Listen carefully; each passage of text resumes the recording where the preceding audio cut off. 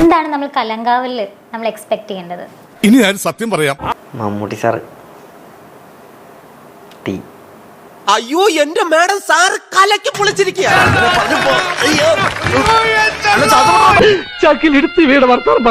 Expect ചെയ്യാനുള്ള സാധനം എന്ന് പറയുന്നത് മമ്മൂട്ടി സാർ ടീ. തീയാണ് പാട്ട്, തീയാണ് സ്ക്രിപ്റ്റ്, തീയാണ് ഡയറക്ടർ, തീയാണ് ഇതിന് ക്രൂ. വേറെ ലെവല. എല്ലാത്തിലും അദ്ദേഹം അങ്ങനെയാണ്. അതിനിപ്പോ എന്താ ആലോചിക്കാനിരിക്കണേ? അതിനാർക്കാ അവിടെ അഭിപ്രായ വ്യത്യാസമുള്ളത്? എല്ലാത്തിലും അദ്ദേഹം അങ്ങനെയാണ്. പക്ഷെ ഇതിലും ഉണ്ട് അദ്ദേഹത്തിൻ്റെ ആയിട്ടുള്ള സിഗ്നേച്ചർ സാധനങ്ങൾ.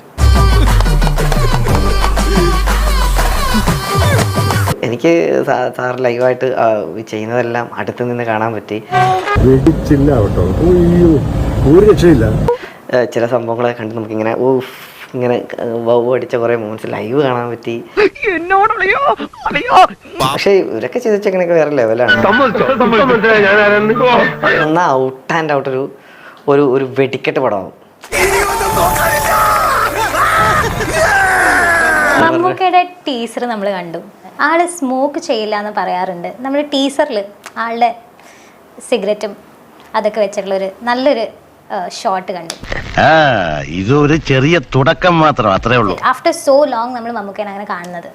അത് കണ്ടപ്പം ചേട്ടൻ ഉണ്ടായിരുന്നു ആ ഷൂട്ട് സെറ്റിലപ്പം ആ സമയത്ത് ആ സീൻസ് ഒക്കെ എടുക്കുമ്പോൾ? നീ എന്തുണ്ടാക്കിയാലും ഒരു പ്രത്യേക രുചിയാണ്. ആ സീൻ മാത്രമല്ല, ഏത് സീൻ കണ്ടാലും ഞാൻ സെറ്റിലുണ്ടെങ്കിൽ ഞാൻ ഇങ്ങനെ നോക്കി നിൽക്കിങ്ങനെ. എന്തായാലും എനിക്കെന്തോ വല്ലാത്ത പ്രതീക്ഷ തോന്നുന്നു.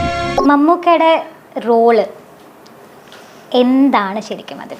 എന്നാ നമുക്കത് നേരിട്ട് ചോദിക്കാം. പോസ്റ്റ് പ്രൊഡക്ഷനിലിരിക്കുന്ന പടത്തെ പറ്റി ഞാൻ പറഞ്ഞിട്ട് വേണം. നല്ല പരിപാടി കേട്ടോ. ആ നമ്പർ കൈ ഇരിക്കട്ടെ.